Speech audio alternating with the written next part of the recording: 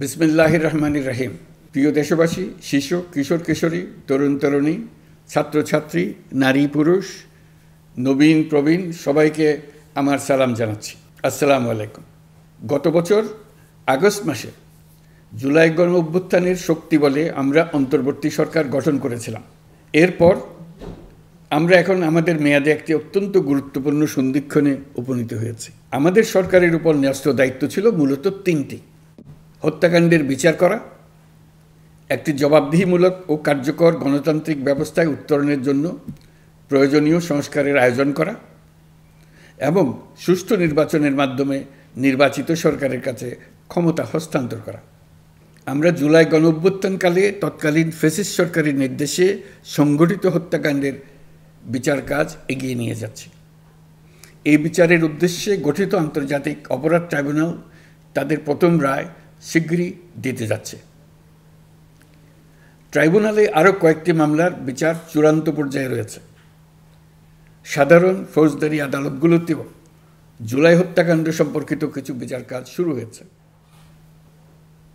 আমরা একই সাথে দেশের ইতিহাসে প্রথমবারের মতো গুমের মতো নৃশংস অপরাধের বিচার কাজ শুরু করেছে। আমি আনন্দের সঙ্গে আপনাদের জানাতে চাই যে সংস্কারের ক্ষেত্রেও আমরা ব্যাপক অগ্রগতি অর্জন করেছি। অন্তর্বর্তী সরকার নিজ উদ্যোগে বা বিভিন্ন সংস্কার কমিশনের প্রস্তাবের ভিত্তিতে অনেক গুরুত্বপূর্ণ সংস্কারের কাজ সম্পন্ন করেছে। কিছু প্রস্তাবিত সংস্কারের কাজ এখনও চলমান আছে। অধ্যাদেশের মাধ্যমে বা বিদ্যমান আইন সংশোধন করে বিচার বিভাগের স্বাধীনতা, বিচার ব্যবস্থাপনা, আর্থিক খাতে স্বচ্ছতা, প্রাতিষ্ঠানিক সক্ষমতা বৃদ্ধি, ডিজিটালাইজেশন সম্প্রসারণ ও দুর্নীতি প্রতিরোধে বিভিন্ন সংস্কার সম্পন্ন করা হয়েছে। ভবিষ্যতে সুশাসনের জন্য এসব সংস্কার বড় ভূমিকা রাখবে বলে আমরা মনে করি। আশা করি আগামী নির্বাচিত সরকার সংসদে আলাপ আলোচনার মাধ্যমে এইসব সংস্কার গ্রহণ করবে। আমাদের আরেকটি গুরুদায়িত্ব হচ্ছে সুষ্ঠু নির্বাচন অনুষ্ঠান। আমি ঘোষণা করেছি যে আগামী ফেব্রুয়ারির প্রথমার্ধে জাতীয় সংসদ নির্বাচন অনুষ্ঠিত হতে যাচ্ছে। এই নির্বাচন উৎসবমুখর, অংশগ্রহণমূলক ও সুষ্ঠুভাবে অনুষ্ঠানের জন্য আমরা সব প্রস্তুতি গ্রহণ করছি। আমাদের উপর অর্পিত দায়িত্ব আমরা সঠিকভাবে পালন করার জন্য সর্বাত্মক চেষ্টা করে যাচ্ছি। রাষ্ট্রকাঠামো সংস্কারের প্রস্তাব তৈরির লক্ষ্যে জাতীয় ঐকমত্য কমিশন নিরলসভাবে গত প্রায় 9 মাস ধরে কাজ করেছে। এই সময় কমিশন জুলাই গণ অভ্যুত্থানে অংশগ্রহণকারী রাজনৈতিক দলের প্রতিনিধিদের সঙ্গে দীর্ঘ আলাপ আলোচনা করেছে। অত্যন্ত সৌহার্দ্যপূর্ণ পরিবেশে ধৈর্য সহকারে রাজনৈতিক দলগুলো কমিশন কর্তৃক উত্থাপিত বিভিন্ন সংস্কার প্রস্তাব নিয়ে যুক্তিতর্ক উপস্থাপন করেছেন। মতের পার্থক্য থাকলেও তা কমিয়ে আনার চেষ্টা করেছেন। অনেক বিষয়ে ঐকমত্যে আসতে পেরেছেন। দেশবাসী সরাসরি সম্প্রচারের মাধ্যমে এই পুরো কার্যক্রম দেখতে পেরেছেন। এটি বাংলাদেশের রাজনীতির ক্ষেত্রে তো বটেই, পৃথিবীর অনেক দেশের জন্য এক অভূতপূর্ব ঘটনা। এটি ভবিষ্যৎ রাজনীতির জন্য আশাব্যঞ্জক। আমি ঐকমত্য কমিশনের সদস্যদের এবং রাজনৈতিক দলগুলোর নেতৃবৃন্দকে গণতান্ত্রিক চর্চার এই অসাধারণ আয়োজনকে সফল করার জন্য আবারও আন্তরিক ধন্যবাদ জানাচ্ছি। ঐকমত্য কমিশনের প্রণীত জুলাই সনদে সংবিধান বিষয়ক 30টি গুরুত্বপূর্ণ সংস্কার প্রস্তাবে রাজনৈতিক দলগুলোর মধ্যে ঐকমত্য তৈরি হয়েছে। এটি একটি ঐতিহাসিক অর্জন। কিছু প্রস্তাবে সামান্য ভিন্নমত আছে, বাকি অল্প কিছু প্রস্তাবে আপাতদৃষ্টে মনে হয় অনেক দূরত্ব আছে, যা গণতান্ত্রিক প্রক্রিয়ায় অস্বাভাবিক কিছু না। তবে খতিয়ে দেখলে দেখা যায় যে এইসব প্রস্তাবগুলোর ক্ষেত্রেও আসলে মতভিন্নতা খুব গভীর নয়।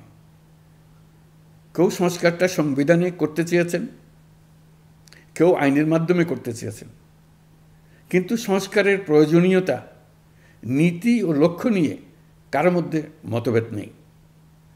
কাজেই রাজনৈতিক দলগুলোর প্রকাশ্য বক্তব্য যতখানি পরস্পর বিরোধী অবস্থানে আছে বলে মনে হয়, জুলাই সনদ সঠিকভাবে বিশ্লেষণ করলে ততখানি মত পার্থক্য দেখা যায় না। এটি আমাদের অনন্য অর্জন। এতে জাতি এগিয়ে যেতে সাহসী হয়। এসব বিবেচনায় রেখে এবং রাজনৈতিক দলগুলো কর্তৃক স্বাক্ষরিত জুলাই সনদকে মূল দলিল হিসেবে ধরে নিয়ে অন্তর্বর্তী সরকার আজকের উপদেষ্টামণ্ডলীর সভায় জুলাই জাতীয় সনদ সংবিধান সংস্কার বাস্তবায়ন আদেশ 2025 অনুমোদন করেছে। এটা বিরাট খবর। প্রয়োজনীয় স্বাক্ষর শেষে এটি ইতিমধ্যে গেজেট নোটিফিকেশন করার পর্যায়ে পৌঁছে গেছে। জুলাই সনদ বাস্তবায়নের লক্ষ্যে এই আদেশে আমরা গুরুত্বপূর্ণ কিছু বিধান গ্রহণ করেছি। এর মধ্যে রয়েছে সনদের সংবিধান বিষয়ক সংস্কার প্রস্তাবনার উপর গণভোট অনুষ্ঠান এবং পরবর্তী সময়ে সংবিধান সংস্কার পরিষদ গঠনের সিদ্ধান্ত। আমরা সকল বিষয় বিবেচনা করে সিদ্ধান্ত নিয়েছি যে আগামী জাতীয় সংসদ নির্বাচনের দিনেই গণভোটের আয়োজন করা হবে, অর্থাৎ জাতীয় নির্বাচনের মতো গণভোটও ফেব্রুয়ারির প্রথমার্ধে একই দিনে অনুষ্ঠিত হবে। এতে সংস্কারের লক্ষ্য কোনোভাবে বাধাগ্রস্ত হবে না। নির্বাচন আরও উৎসবমুখর ও সাশ্রয়ী হবে। গণভোট অনুষ্ঠানের লক্ষ্যে উপযুক্ত সময়ে প্রয়োজনীয় আইন প্রণয়ন করা হবে। জুলাই সনদের আলোকে আমরা গণভোটের ব্যালটে উপস্থাপনীয় প্রশ্নও নির্ধারণ করেছি। আমি প্রশ্নটি এখন আপনাদের সামনে পাঠ করে শোনাচ্ছি। প্রশ্নটি হবে এরকম: আপনি কি জুলাই জাতীয় সনদ সংবিধান সংস্কার বাস্তবায়ন আদেশ 2025 এবং জুলাই জাতীয় সনদের লিপিবদ্ধ সংবিধান সংস্কার সম্পর্কিত নিম্নলিখিত প্রস্তাবগুলোর প্রতি আপনার সম্মতি জ্ঞাপন করছেন? ক, নির্বাচনকালীন সময়ে তত্ত্বাবধায়ক সরকার, নির্বাচন কমিশন এবং অন্যান্য সাংবিধানিক প্রতিষ্ঠান জুলাই সনদে বর্ণিত প্রক্রিয়ার আলোকে গঠন করা হবে। খ, আগামী সংসদ হবে 2 কক্ষ বিশিষ্ট। জাতীয় সংসদ নির্বাচনে দলগুলোর প্রাপ্ত ভোটের অনুপাতে 100 জন সদস্য বিশিষ্ট একটি উচ্চকক্ষ গঠিত হবে এবং সংবিধান সংশোধন করতে হলে উচ্চকক্ষের সংখ্যাগরিষ্ঠ সদস্যের অনুমোদন দরকার হবে। গ, সংসদে নারীর প্রতিনিধি বৃদ্ধি, বিরোধী দল থেকে ডেপুটি স্পিকার ও সংসদীয় কমিটির সভাপতি নির্বাচন, প্রধানমন্ত্রীর মেয়াদ সীমিতকরণ, রাষ্ট্রপতির ক্ষমতা বৃদ্ধি, মৌলিক অধিকার সম্প্রসারণ, বিচার বিভাগের স্বাধীনতা ও স্থানীয় সরকার সহ বিভিন্ন বিষয়ে যে 30টি প্রস্তাবে জুলাই জাতীয় সনদে রাজনৈতিক দলগুলোর ঐকমত্য হয়েছে সেগুলো বাস্তবায়নে আগামী নির্বাচনে বিজয়ী দলগুলো বাধ্য থাকবে। ঘ, জুলাই সনদে বর্ণিত অন্যান্য সংস্কার রাজনৈতিক দলগুলোর প্রতিশ্রুতি অনুসারে বাস্তবায়ন করা হবে। গণভোটের দিন এই 4টি বিষয়ের উপর একটি মাত্র প্রশ্নে আপনি হ্যাঁ বা না ভোট দিয়ে আপনার মতামত জানাবেন। গণভোটের সংখ্যাগরিষ্ঠ ভোট হ্যাঁ সূচক হলে আগামী সংসদ নির্বাচনে নির্বাচিত প্রতিনিধি নিয়ে একটি সংবিধান সংস্কার পরিষদ গঠিত হবে। এই প্রতিনিধিগণ একই সাথে জাতীয় সংসদের সদস্য হিসেবে দায়িত্ব পালন করবেন। পরিষদ তার প্রথম অধিবেশন শুরুর তারিখ হতে 180 কার্যদিবসের মধ্যে সংবিধান সংস্কার করবে। সংবিধান সংস্কার সম্পন্ন হওয়ার পর 30 কার্যদিবসের মধ্যে সংসদ নির্বাচনে প্রাপ্ত ভোটের সংখ্যানুপাতে উচ্চকক্ষ গঠন করা হবে। এর মেয়াদ হবে নিম্নকক্ষের শেষ কার্যদিবস পর্যন্ত। জুলাই সনদ বাস্তবায়নের অঙ্গীকারনামা অনুসারে সংবিধানে জুলাই জাতীয় সনদ অন্তর্ভুক্ত করার ব্যবস্থা গ্রহণ করা হবে। এটিও আজকে অনুমোদিত আদেশে উল্লেখ করা হয়েছে। প্রিয় দেশবাসী, অভ্যুত্থানের পর দায়িত্ব গ্রহণ করে অর্থনীতিকে গভীর গহ্বর থেকে উদ্ধার করা ছিল আমাদের জন্য একটা বিরাট চ্যালেঞ্জ। গত 15 মাসে আমরা সেই চ্যালেঞ্জ উতরাতে সক্ষম হয়েছি। রপ্তানি, বৈদেশিক বিনিয়োগ ও রিজার্ভ সহ অর্থনীতির সবগুলো সূচকে দেশ ইতিবাচক ধারায় ফিরেছে। লুট হয়ে যাওয়া ব্যাংকিং খাত ইতিমধ্যে ঘুরে দাঁড়িয়েছে। মানুষের আস্থা ফিরে এসছে। ব্যাংকিং খাতকে আরও শক্তিশালী করতে নানামুখী পদক্ষেপ চলমান রয়েছে। অভ্যুত্থান পরবর্তী সময়ে বিভিন্ন দেশের বৈদেশিক বিনিয়োগ হ্রাস পেলেও বাংলাদেশে গণ অভ্যুত্থান পরবর্তী প্রথম বছরে বৈদেশিক প্রত্যক্ষ বিনিয়োগ অর্থাৎ এফডিআই 19.13% বৃদ্ধি পেয়েছে। এটি বৈশ্বিক প্রবণতার বিপরীতে এক অনন্য অর্থনৈতিক দৃষ্টান্ত স্থাপন করেছে। আগামী সপ্তাহে ডেনমার্ক ভিত্তিক মায়ার্স গ্রুপের মালিকানাধীন এপিএম টার্মিনালস বিভি এর সঙ্গে লালদিয়া কন্টেইনার টার্মিনাল প্রকল্পে 30 বছরের কনসেশন চুক্তি স্বাক্ষর হতে যাচ্ছে। এই চুক্তির আওতায় ইউরোপীয় এই কোম্পানি 550 মিলিয়ন মার্কিন ডলার বিনিয়োগ করবে। এটি এই যাবৎকালে বাংলাদেশে ইউরোপের সর্বোচ্চ একক বিনিয়োগ। লালদিয়া হবে দেশের প্রথম বিশ্বমানের গ্রিন পোর্ট।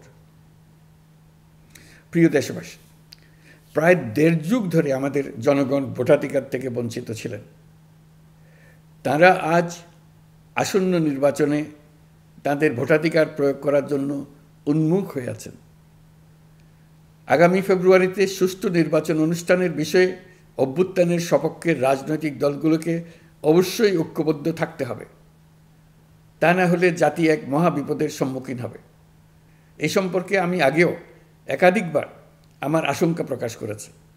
ফ্যাসিবাদের বিরুদ্ধে 2024-এর জুলাইয়ে মৃত্যুর মুখোমুখি শির উঁচু করে দাঁড়িয়ে দেশবাসী যে ঐক্য গড়ে তুলেছিল, আমরা জীবিতরা যেন অল্প স্বল্প ভিন্নমত ও লঘু বিবাদে জড়িয়ে তার মর্যাদা ক্ষুণ্ণ না করি। 133 শিশু, শত শত তরুণ তরুণী, নারী পুরুষের মৃত্যু, হাজার হাজার মানুষের অঙ্গহানির যে আত্মত্যাগ, সেটিকে আমাদের সম্মান জানাতেই হবে।